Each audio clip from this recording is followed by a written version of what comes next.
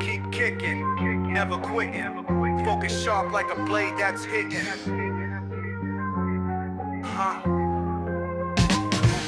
From white belt dreams to the master flow, Paul Coffey's got the mic, now the stories grow. Technique entails discipline and fire. Each guest brings truth to inspire. Keep kicking, step into your power. Keep kicking, moment to the hour. Every strike, every fall, every rise. It's a journey through a warrior's eyes. Old school, new school, all styles blend. From the mat to the mic, where the arts ascend. Philosophy deep, but the vibe stays tight. Martial minds meeting in the podcast light. Keep kicking, step into your power. Keep kicking, moment to the hour. Every strike, every fall, every rise. It's a journey through a warrior's eyes. Keep kicking. Keep kicking. Paul Coffey leads and the journey begins.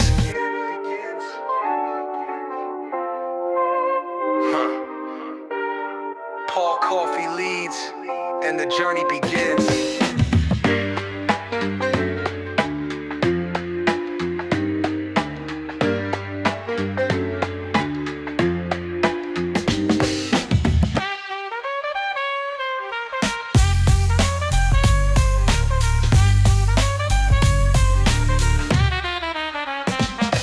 Technique entails discipline and fire. Each guest brings truth to inspire. Keep kicking, step into your power. Keep kicking, moment to the hour. Every strike, every fall, every rise. It's a journey through a warrior's eyes. Keep kicking. Keep kicking. Paul Coffey leads and the journey begins.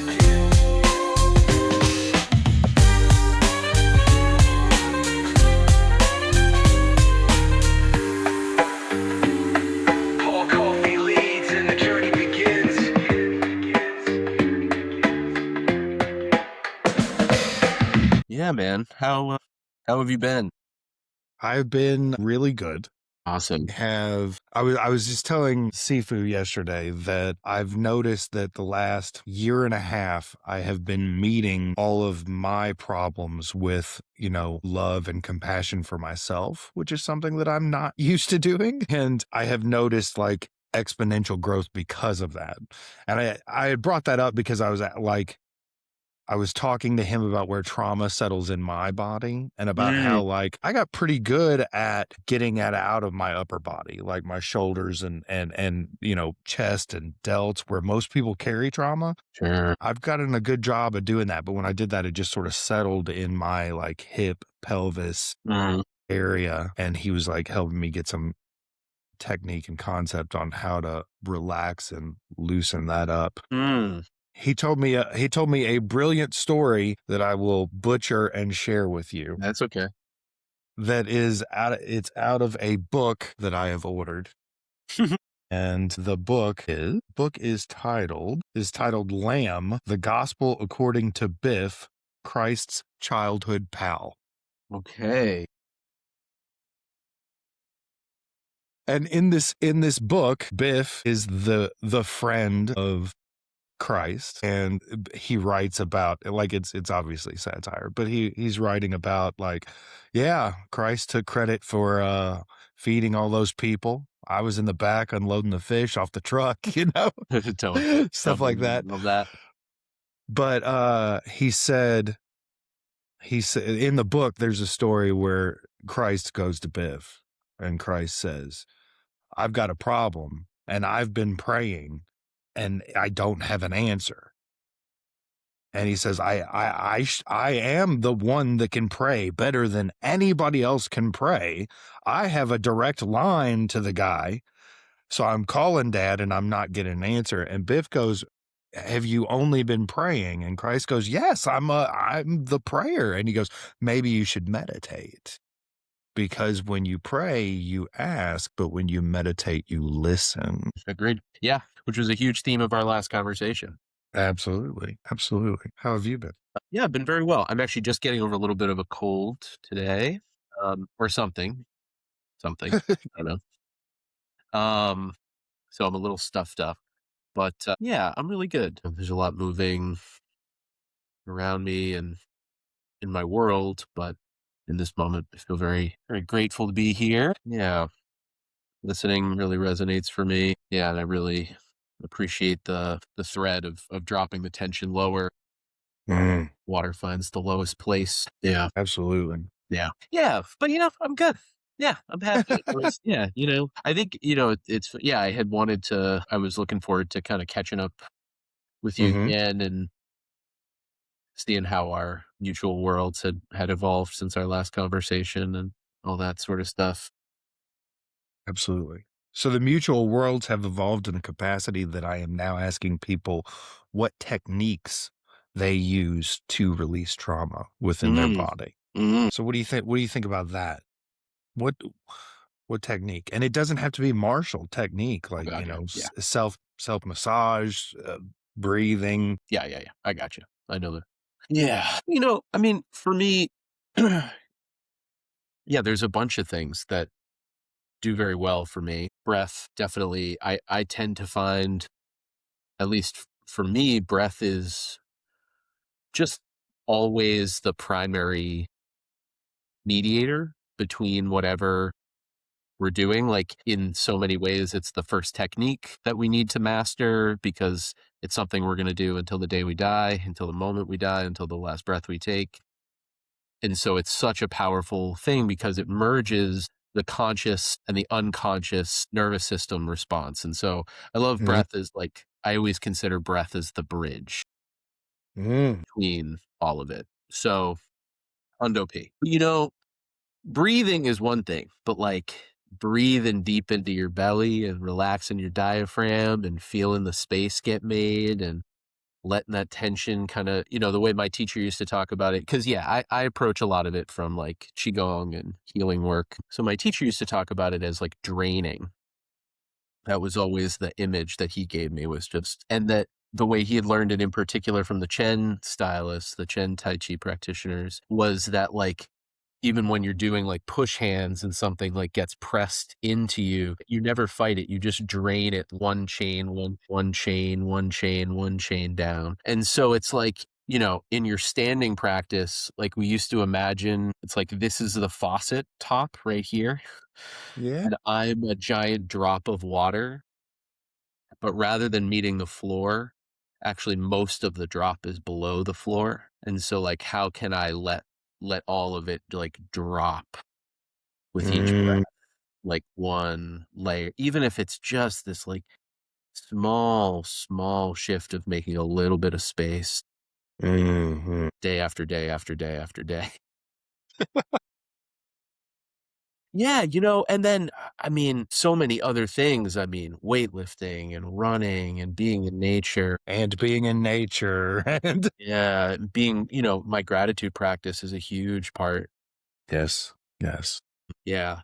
Uh, but I think just as a technique based thing, the last thing I'll say matter is, in addition to the draining, just this bouncing.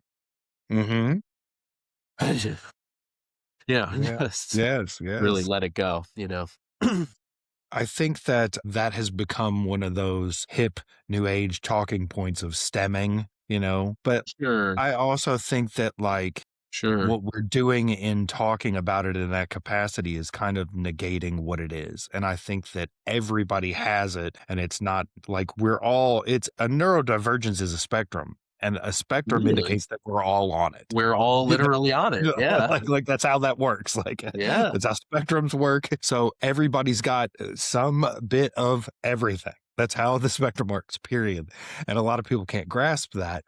But I think that that also like if we could accept that opening of the heart loving way, we could all get to a point to where we can all freely move as we need to. right.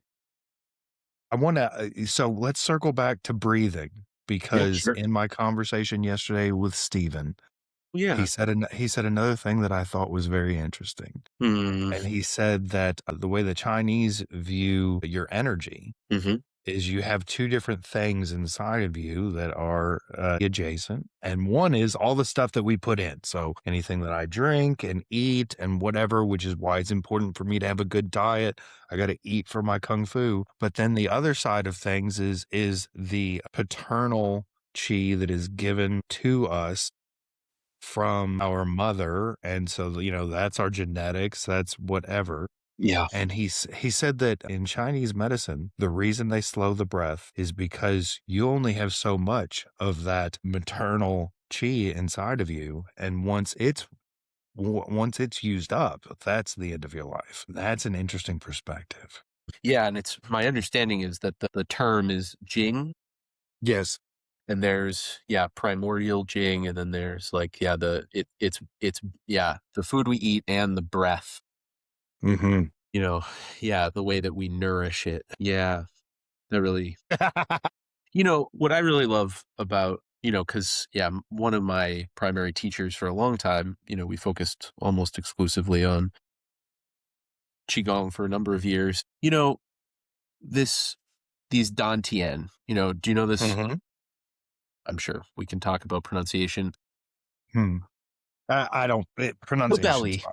The belly space. Listen, I'm from Kentucky, so pronunciation's out the window, Totally. right? Yes, sir. Yes, sir. But the belly, when we think about it, the lower Dantian, the elixir field, and it's not until you study what's going on from your stomach down. Yeah, right. The intestines and all of the biochemistry, the gut biome that's being cultivated. That, because now we understand it's not even just the diet, it's the health of the system, of the flora and fauna of the gut. Yes. And so I always the more we've learned about digestive intelligence and neurological, we have these three openings. We tend to think of our neurology as only brain stuff, right? But there are these openings similar to the brain that happen for the heart and for the digestive tract and a number of other places along the spinal.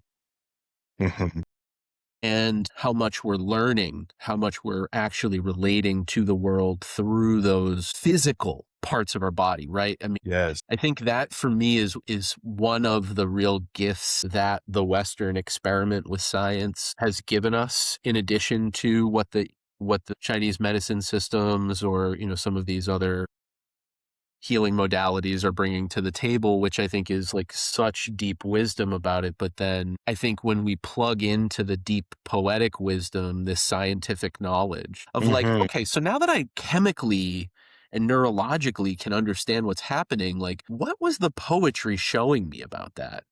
Not like it's got to take over one or the other, but like, how do these things dance together? And so as, because I trained as like a personal trainer and I did an EMT training once, all that sort of stuff. It was like really important to me to understand the body very well. And so I always felt so grateful to have that poetry in my head from when I was studying Qigong and studying martial arts as a kid and all that sort of stuff. And having that in my head as I was studying anatomy and physiology and biology and stuff, and just being so fascinated. We're just such miracles. We're such... it's even on the individual level. Yeah. That poetry means something different for you than it does for me. Absolutely. My Dantian. My right. Yes. Well, that's the point of it. My Dantian is it's interesting you bring that up because it's very, very integral for me. Like more so for me, maybe than some other people. I was born with a birth defect. You heard about that in the lecture that I gave. Yep. So it's called pectus chest. Your breastplate and your ribs are growing inward and resting on your heart and on your lungs. And so they waited as long as they could to do the surgery because the earliest at the time that they had done it was on a 3-year-old. And they were like, any younger than that and the surgery might kill him. Right. But my body was also going to kill me. So at 26 months, they cut me open and they did the surgery. Now, I've had doctors tell me if it weren't for the fact that I was so tall, I would have asthma because my lungs, I just don't have enough lung capacity behind the ribs that are still somewhat sunken and deformed. And so my lungs have grown lower down into my belly almost a little bit so that they have room to grow. So, but what that means though is I don't breathe the way most people breathe when they're out of breath, breathing from the chest. I breathe Dantian breathing naturally because that's where my lungs are. It is a good and a bad thing, because the bad thing is I've not had anybody teacher-wise ever try and teach me other ways of breathing. They're like, "Oh, you've got Dantian breathing, you know the Kung Fu breathing, you're fine," you know? And so then they just kind of skip it. And I'm like, "Yes, but I want those other techniques," which is what seafood is going to teach. But, Yeah. so it's interesting that you brought that up. It's right there. Yeah. Well, and that brought me into it brings me into the embryonic breathing Mm-hmm. and the importance of that in the Qigong canon, and that idea that actually like we're breathing into like the umbilical hole Mm-hmm. Mm-hmm. that is our belly button, that's actually where we receive all of our nutrients for the first, like everything that comes into our body comes in through the belly button for the whole time we're in utero. And so, yeah, it just feels so powerful that's, yeah, wow. And I can totally see what you're saying. I mean, I have no idea what that must feel like in your body to exist that way, but that's got to feel wacky with like that expansion down. I mean, it's all I've known, right? Of course. That's why I'm saying, I So just can't even imagine what that must feel I like. don't even know that it feels wacky, Yeah, totally. Yep. if we switched bodies. Hundo. Yeah, got it. Yeah, beautiful. After you were like, wow, this is what it's like to be really, really tall. Totally. Yeah, I'd enjoy the view for a minute. Yeah. Beautiful. Where do you carry trauma when it exists in your body? Yeah, but I've tracked down a whole bunch of different places over the years where there has been trauma. Mm-hmm. I suppose it probably sits in my gut these days, probably most of anywhere anymore. I spent I think like we've talked about a number of times, I spent a lot of years really doing my own trauma work. Mm-hmm. And yeah, I remember a lot of years where I was discovering the different somatic and biopsychosocial, spiritual sorts of dimensions of like Mm-hmm. how it lives in me in other ways, in the quiet ways of like internal dialogue, stuff like that. I think probably for a long time that was mostly my biggest struggle, was just like self-talk was probably like the biggest place that my trauma lived. Probably, I mean, like most of my 20s, honestly, I would say. It was really, and it is a challenge, right? Because I don't use it much anymore, but there are also ways that I could turn that inner dialogue into like motivation to like run a little faster, Sure. push a That's little not higher, all that necessarily, sort of. it's not healthy, but we've Exactly. done it.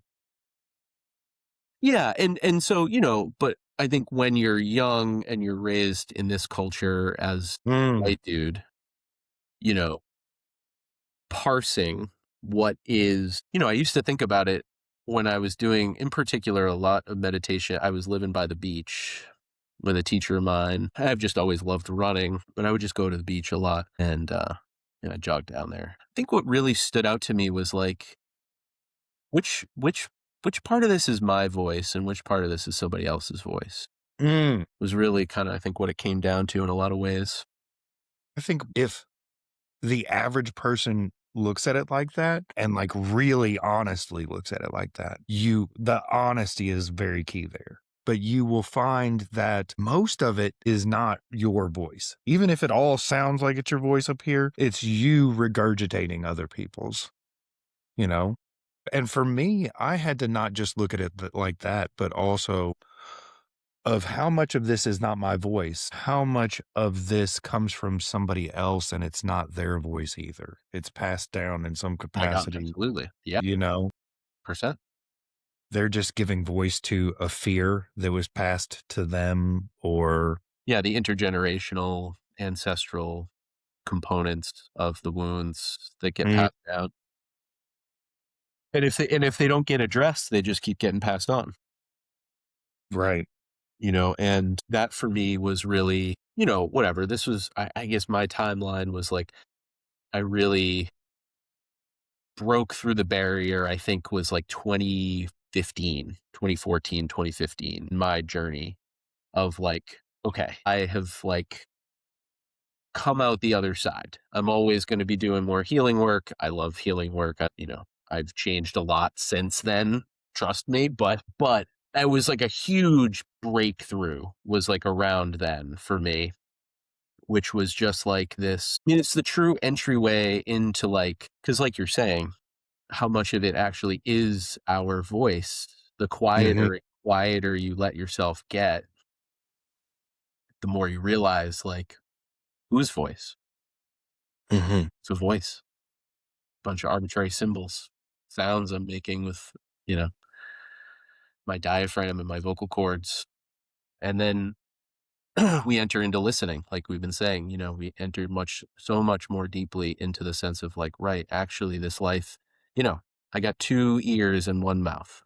I got 2 eyes and 1 mouth. Supposed to be doing a lot more taking in of data than I am trying to impose. I had an instructor say that, but then he adds the dichotomy of a human is that we have 1 brain and 1 heart, and we have to decide which one we switch on and which one we switch off while we're doing what we're doing. Yeah. So I understand that teaching. Yes. I appreciate that teaching. Do you mind if I yes and that person? Yeah, absolutely. I don't mean to critique anybody. Oh no. This is a huge thing that a different one of my teachers and I really focused on. Actually, it was the one that I was living with by the beach.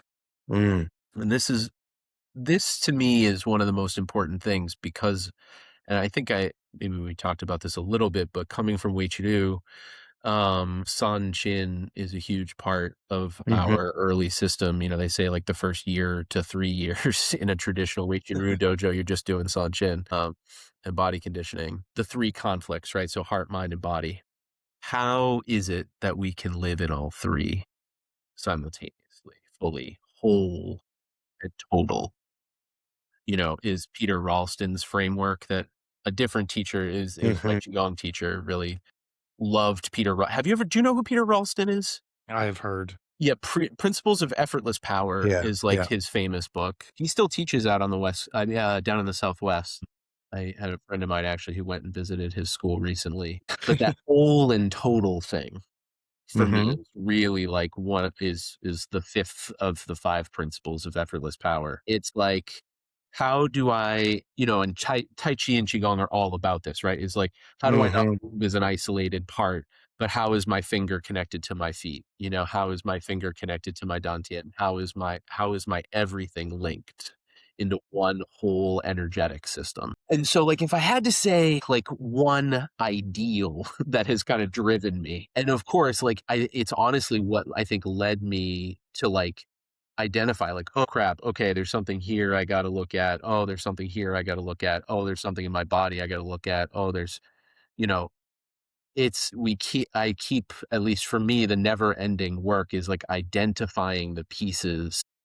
Yes. That are like, ooh, there's a little bit of tension here. Okay. How do I work with this? What's going on? What do you need? What does this part of me need? How is it what the whole needs it to be?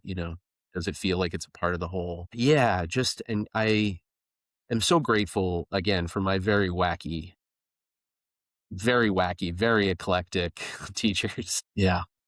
Yeah. And he was a unique guy too, he was a unique guy. Eclectic teachers are what make the world. Yeah. Yeah. Yeah, and I've been talking about that concept actually a lot with people over the last few years because, I was what was referred to as an uchideshi. As much as an American can do that. Just to be right. Right. What that meant, I lived with a crazy old vet, what's that? Yeah, but we did as close as you could do, which is I lived in the room. I had the bedroll. I had the book, the books, the altar, the weights, my bedroll. The dojo was downstairs. Beautiful existence. It was a beautiful 2.5 years, the best 2.5 years ever, and the darkest time of my life. Also, because it was the deep, deep, deep work that, I am giving my life to this, is what that level of commitment comes to mean. But what you get from that giving. Okay, so I am going to tell this story because you said that. Good. So when I was there, he gave me, it was a full set of swords, right? So he was a special forces guy in the 82nd Airborne for a long time, joined when he was 17, served until retirement with a stint as working as DEA and a state cop in between there, in between tours when he thought he'd retired the first time. And gave me, it was a katana, a wakizashi, and a tanto, right? Which is the traditional full set of swords. And, I carried those swords around with me for the last 7 years. No, for the last 11 or 12 years, but I have been holding them kind of separate from him for the last 7 years. So, but when he gave them to me, he shared, I was like, oh, thank you for this gift. And he was like, no, they're not a gift. They're an obligation. And he knew that. He knew the importance of that. He knew what it meant to receive a token like that. The power of that coming from the military and the way that these little things can become really powerful symbols. So yeah, like I said, I carried those swords around for a long time, and I contemplated them as he and I grew further and further apart. And I contemplated them as I started to struggle more and more with our divergences in worldview. I carried them as, he made my wife uncomfortable. I carried them as he made me uncomfortable. Carried them as I had a dream that he was going to die soon and that I should tell him how much he meant to me. And then he had a heart attack. And I carried them for even another year or two after that. And actually went back, this was about a year ago, 2 years ago now, almost maybe. I returned the swords to him. And he asked me why. And I was like, I need to release the weight. And I'm glad you were able to do that. well, yeah, it was a really, really important part of eventually being like, I'm not here to carry your weight. I'm sorry that you're going to have to carry that struggle on your own. And one more thing I want to say about this, which is just actually, it's like where the whole thing I was going to say started, which was the importance of the master apprentice relationship, apprenticeship model of teaching and learning. We forget that it's such a pragmatic relationship. Apprenticeship is about learning a skill that has applicable value. Anybody who's ever has apprenticed on job sites, I think, has a much better example of what apprenticeship actually looks like in practice than martial artists ever will. Absolutely. Because there's like an on-the-job realism. Yes. That has to unfold in apprenticeship. But, what I think is so important is that because we can't separate martial arts tradition from monastic traditions in so many ways, for me, tracking that master apprentice relationship, all the way back, they're challenging relationships to hold, and they're extraordinarily sacred relationships to hold. But that teacher used to say this one particular thing, which I just loved. You don't make apprentices. You keep them from hurting themselves. In that, the apprentice is already shown, is already themselves, whatever has made them into the type of person who is this committed to this practice, you can't do that. Only life can do that. And, so I held that for a number of years, and it wasn't until years and years later that I understood just the true depths of that. Because I'd studied Reiki up to the level of being a Reiki master. And so I can give initiations in that system and all of that sort of stuff. And I can give ranks to people and this and that and the other. And it's but I never really worried too much about all right, now I got to go sell it. It's how do I be worthy of that? Yeah. How do I become the person who's really worthy of that role? And it's only now as I'm 40 that I feel pretty solidly okay, I've answered that question as best I can for myself. Absolutely. But the thing that I really learned across these years and what I'm really trying to get to is the responsibility that goes both ways. Mm-hmm. I give away so much Yes. to younger people, to people who don't have much, because there were moments where a teacher said, no, take it. You owe somebody in the future, Mm-hmm. and Right. that there was like this is the way, Mm-hmm. that culture continues, right? The 7 generation teachings, Yes. here in Turtle Island is like kind of the way they talk about it, but every culture kind of has its own way of kind of carrying the torch generation to generation of just like Mm-hmm. generosity and reciprocity and care for our ancestors and descendants. Mm-hmm. And so I've really come to this sense of like, it's, you know, madness and injury and death are outcomes for so many of us too Yeah. early. Yes. And that role of being a guide and a protector and an initiator, and a teacher is Mm-hmm. about like, how do I make this, what's a dojo? How do I make a sacred place of practice? Mm-hmm. What? Mm-hmm. Sacred place of practice, not a boxing gym, Right. the dojo. What's that? Not a matted workout space. Yeah. How do I do that? So I think how you do that is you make this the Yeah, dojo, of course. But just as like yeah. the questions are the mandalas to me. You're exactly right. Yeah. That's exactly the Yes. answer I came to as well. Yeah. But Yeah. just that, like the essence of the question, Mm-hmm. because the The essence questions of are the so much more question. important than the answers.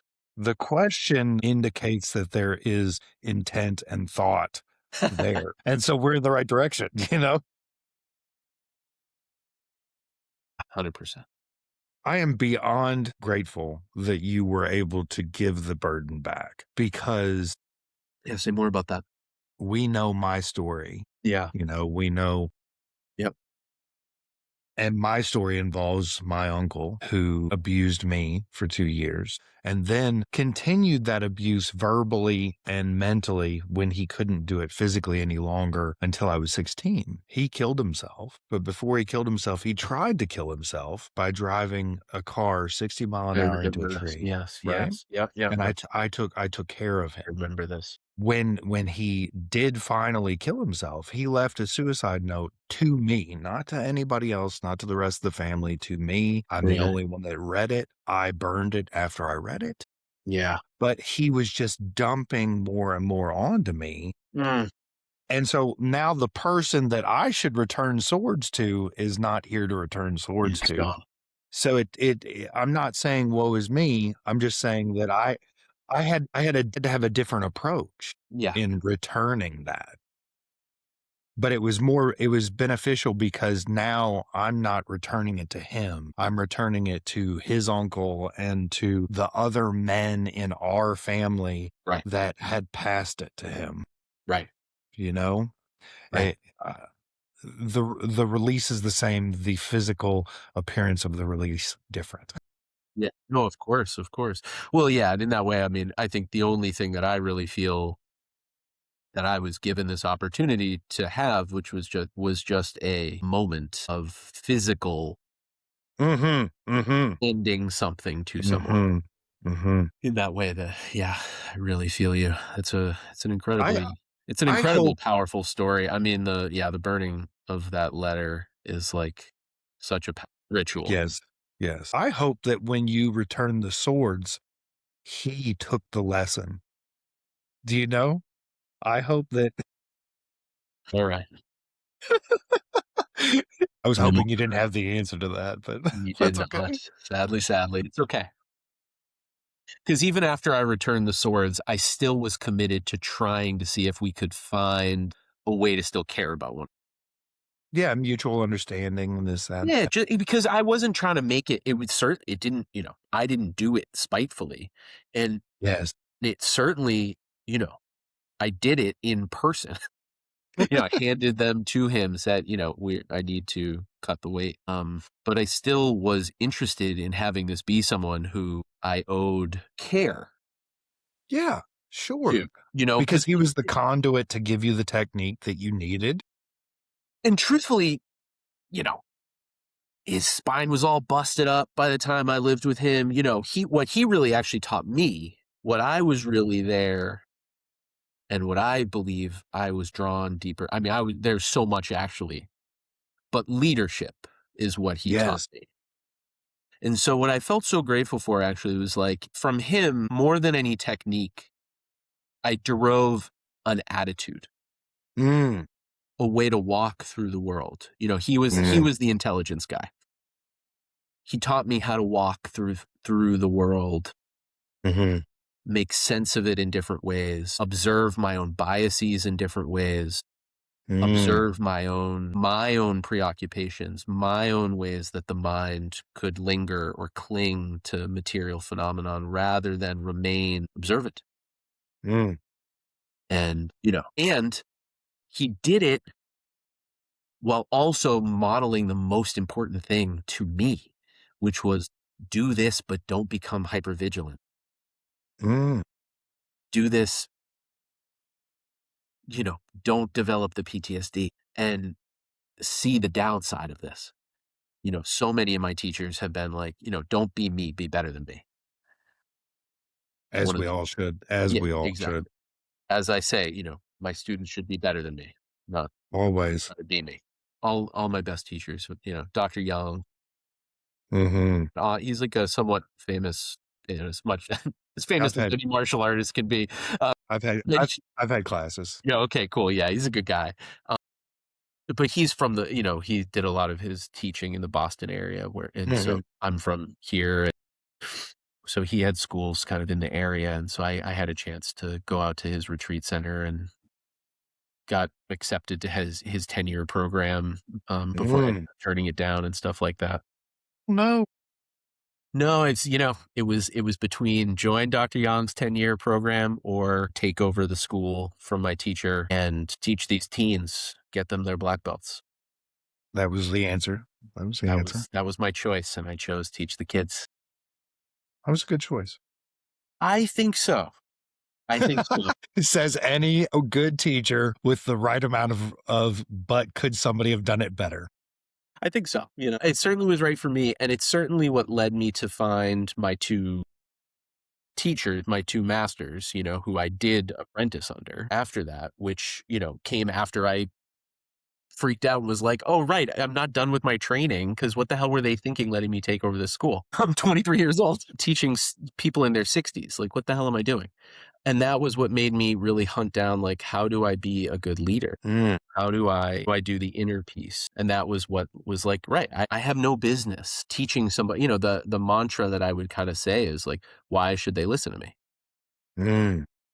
Because I'm doing my kettlebell swings and I'm doing my laps and I'm running and I'm, you know, why should they listen to me? I'm doing my trauma healing. Why should they listen to me? You know, I'm reading all these books. Why should they listen to me? And just like, yeah, trying to live up to that. Because That's I an didn't interesting mantra to have while you're doing the work, because the answer is because you're doing the work and they're not.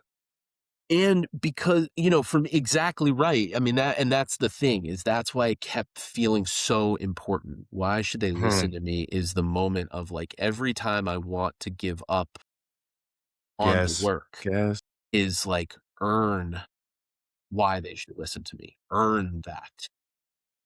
Do not be a coward in this moment. Do not hide behind ego or charisma or rank or I swore a lot in our last conversation, but I'm gonna swear once now, which is fuck that. I'm not living like that.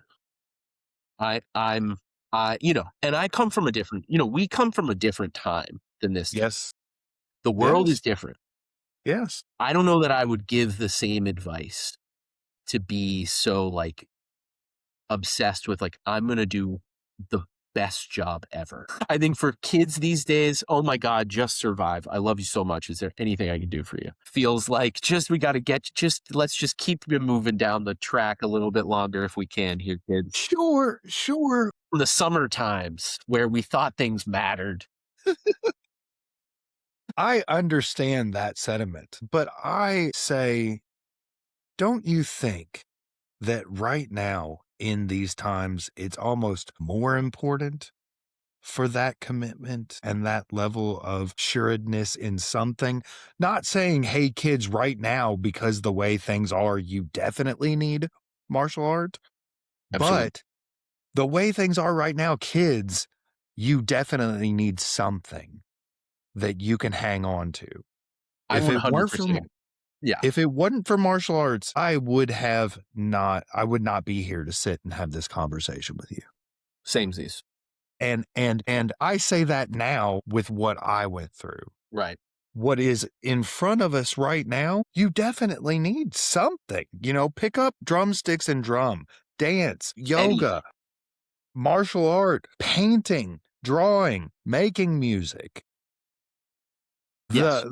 We as humans, to quote one of my favorite individuals on this planet, Maynard James Keenan, the lead singer of Tool, he said, My last black belt student, I just want to reference her. She was like, had been trying to get a black belt at schools and kept getting bounced around to different martial arts schools and finally found her way to me. But she was like just at entering that like about to be a teenager phase, like 15, when she got her yeah. black belt, and then we parted ways. But she was just getting into her Tool phase right when we were doing her black belt test. And so That's it's great. just funny to, That's great. great. Okay, go on, please. I will see Tool live for the 25th time this summer when they come play. So that just to give you a reference of Bravo. how That's much good. I love him. But he said that the it would point of be- life is to create something with every breath. Hey. And like he even like kind of like he had a very long thing where his side project Pussifer, they did this tour that was called What is Pussifer?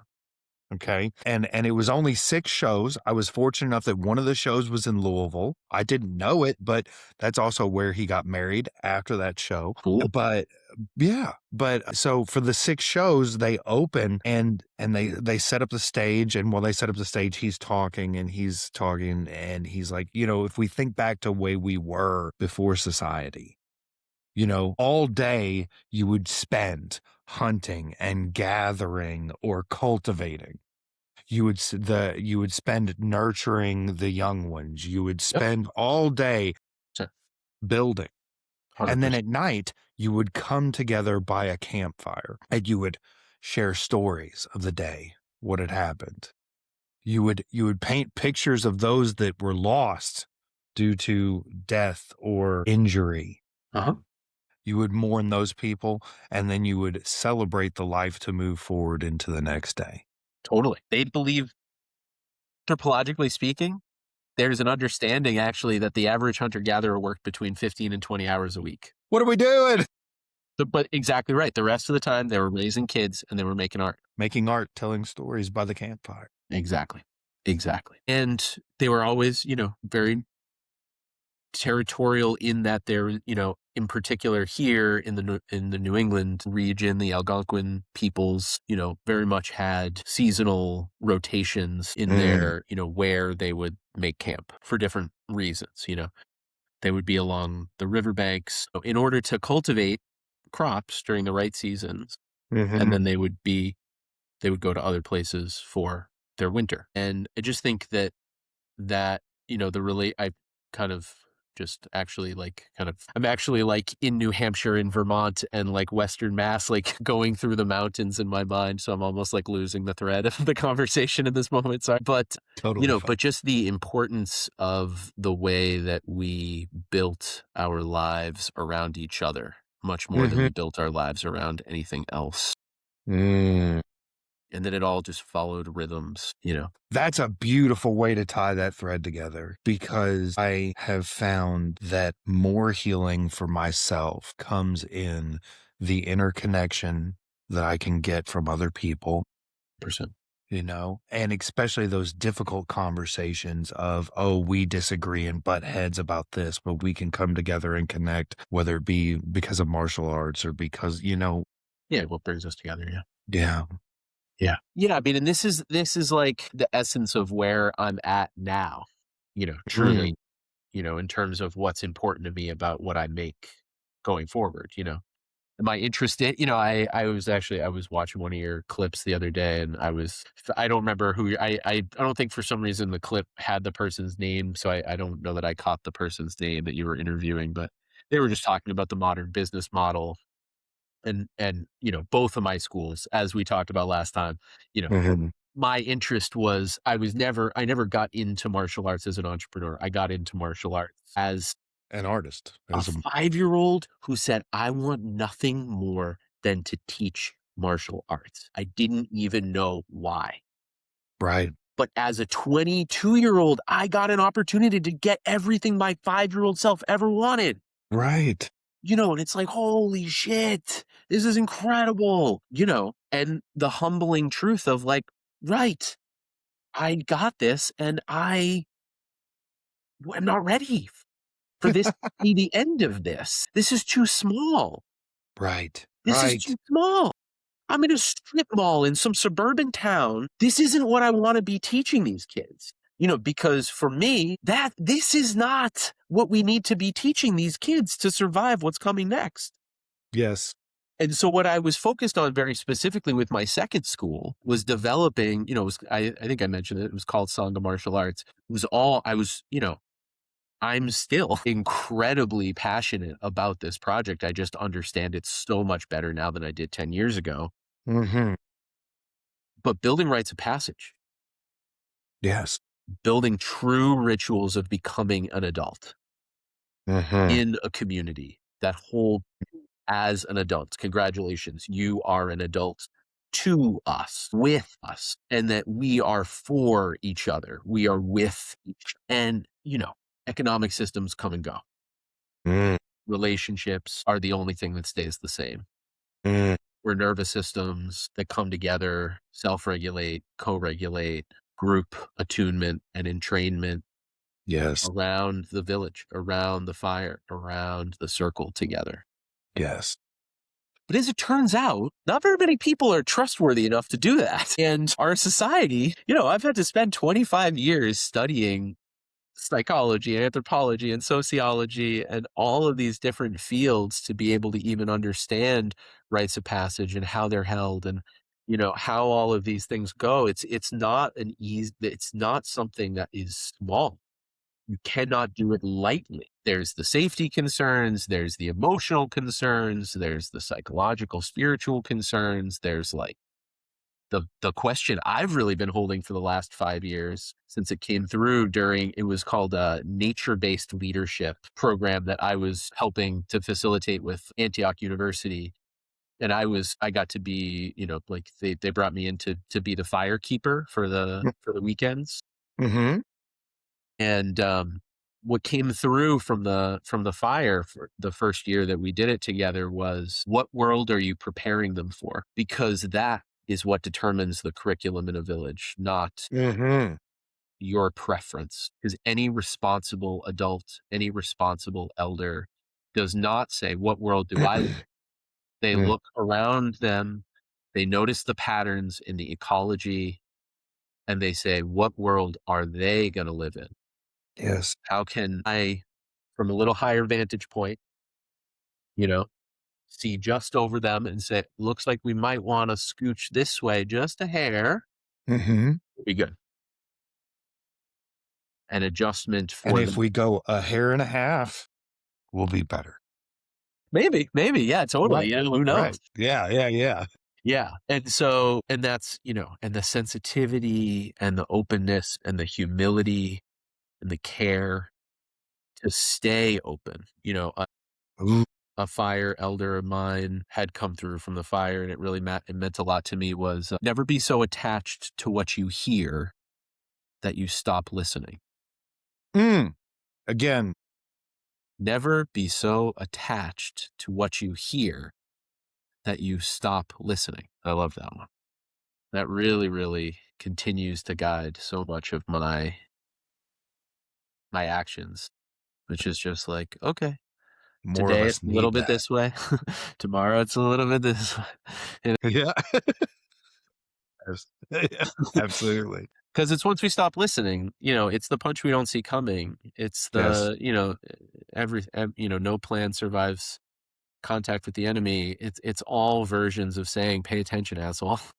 Mm-hmm.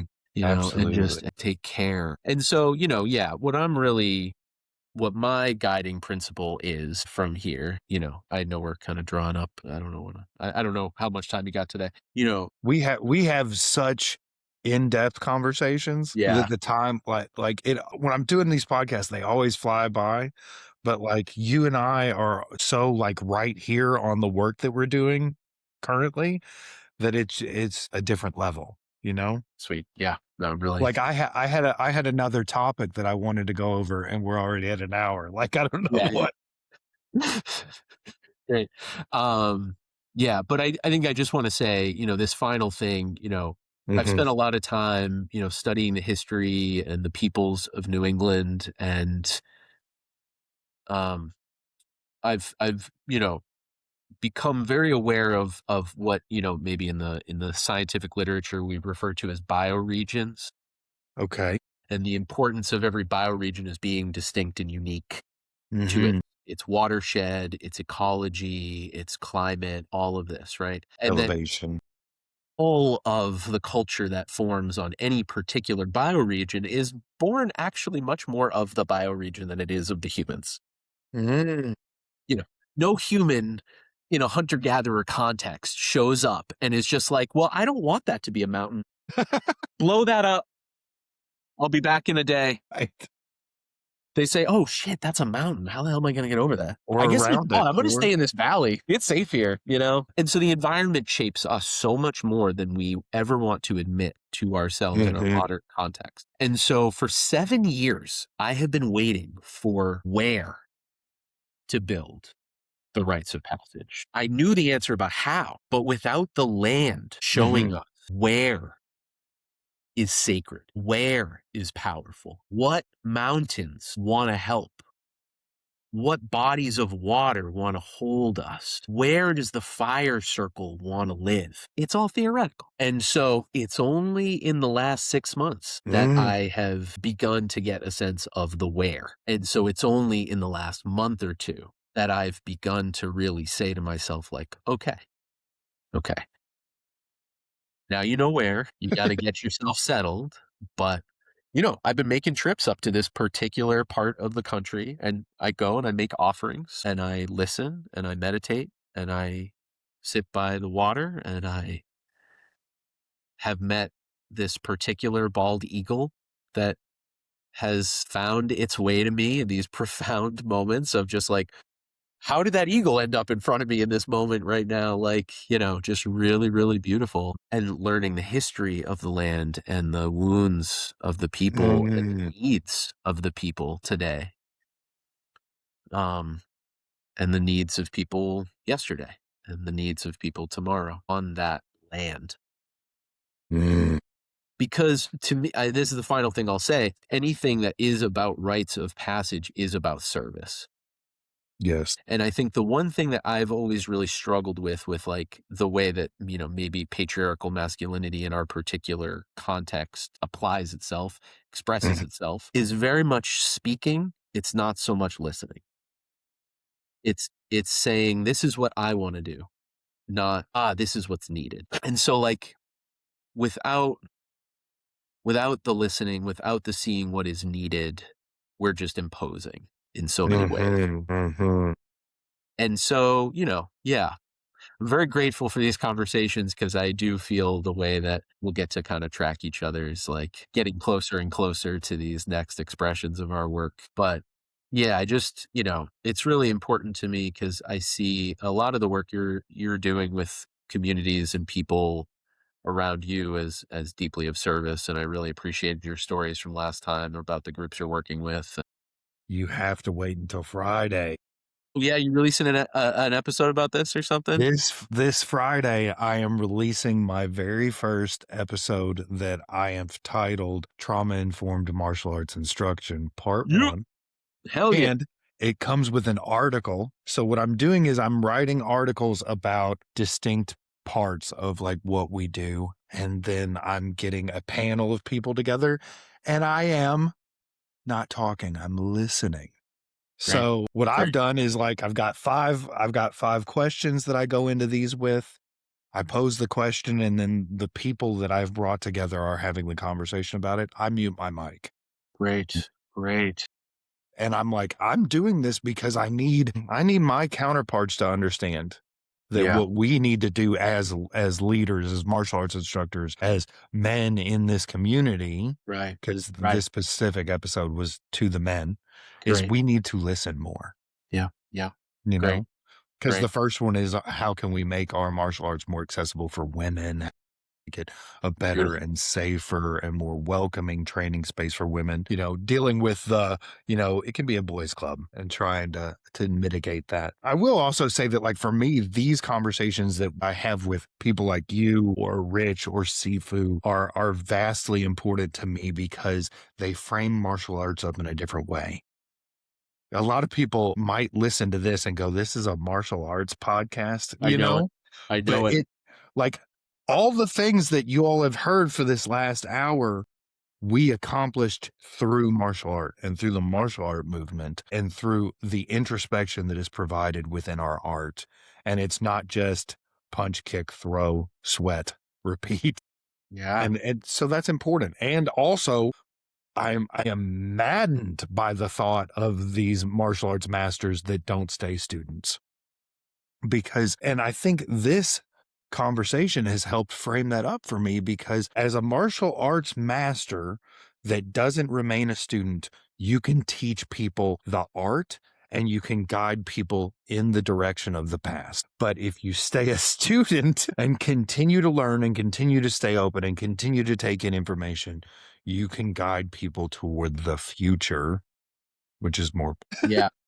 Well, thanks for sharing. I love that. The reason I laughed was I'm going to email you the link to the podcast Friday. great. Yeah. Can't wait. Yeah, totally. The last, maybe this will be the end of it, but one of the last things Dr. Yang Jungming and I said to one another was like, I hope to see you again. And he said, well, if we don't, I'll see you in hell, because we both teach people how to kill someone else. And that's always really rattled around in my head, and what I know is that that's not what I do. Yes. What I Absolutely. know is that I, for whatever reason, am not drawn to teaching people in the way of the way of the warrior. Mm-hmm. And I've really kind of come down to this, the archetype of the hero is an interesting construct, because it can be so patriarchalized, in terms of made one or the other. We hear the word hero and maybe think masculine, but actually it really shifted something for me when I heard the idea of, that a doctor is engaging in heroic intervention, right? Like sudden heroic effort to save a life or to do something. So I kind of I played around with that, but this idea, I actually received it from one of my teachers, but he had this wacky idea, of, the healer, the diplomat, the warrior, and the teacher. I use the word mentor rather than teacher, and I use the word guardian rather than warrior. But how each of them has their own heroic quality. Yes. That each of them has a way that they intervene, can intervene, are taught interventions, mastering techniques in some instances, but more kind of mastering a wide set of skills that is meant to give, like we're saying in a village context, actually everybody's kind of a generalist. Yes. Everybody shares a lot of skills, actually. Yes. And so that vision of us sharing a lot of skills, but expressing our own unique gifts feels like, to me, like what a community that is really sending kids through a rite of passage, into I'm not just teaching kids how to kill each other. I'm teaching kids how to make peace, How to live, how to teach each other things, how to or thrive. thrive. That's exactly right. Yeah. Thrive under any conditions, adapt. Yes. So, yeah. I love warrior more than, or I love guardian more than warrior, because what does the warrior do when there's no war? Well, and that's exactly right. And he used to always really make a big thing about it. He's like, yeah, you can't call yourself a warrior unless you've been. And I was just like, well, probably like half our society would completely agree with you and the other half would completely disagree with you. Are you saying That we're doesn't sound like a divided as a debate I'm society? interested. And I was like, that doesn't really sound like a debate I want to get into. Guardian. Right. For sure. And that idea of like, no, I mean, what I'm saying is, it's so interesting, actually. Maybe this will be the, We'll just see. We'll see. we'll just see. Yeah, screw it. But we have in the East, right? There's all these animal teachings, right? Like we follow animals, and they show us the way. North America has drastically different animals than Asia does, though.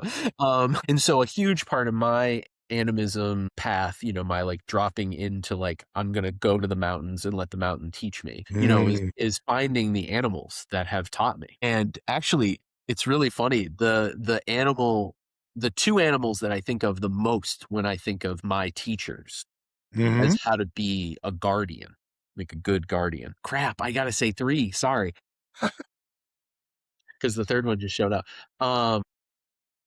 But I've had really profound kind of like usually about 1.5 or 2 years with kind of each of these critters. But the porcupine, Okay. was like my first real ally. And when I contemplated Weichinu Karate, I was like, Yes. the porcupine is perfect. Yes. It's a Yes. perfect teacher. The next one was the Canadian goose.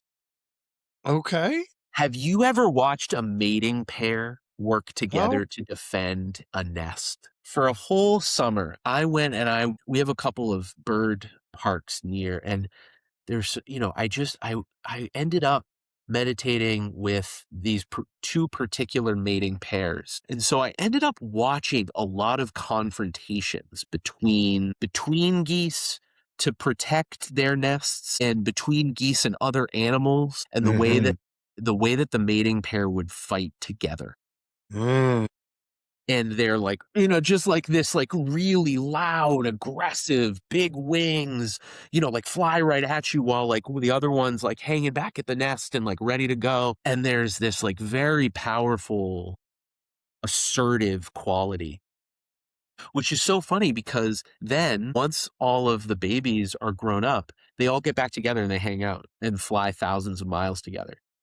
So they go from like fighting with each other to flying together in this like synchronistic way, in this really beautiful way. And then the third one is the bear, the black bear in particular, and the importance of the black bear as like a really important guardian in this in this bioregion, this ecosystem here. And yeah, something about the mother bear in particular, because like black bears are actually like remarkably chill. Do you know what I actually it's interesting that you brought up black bears, because I just learned that black bears are one of the only animals that have been observed meditating. They're so chill, man. Yeah. The black bears, a black bear is the only animal that has been observed observing nature. It will sit and watch its forest and observe.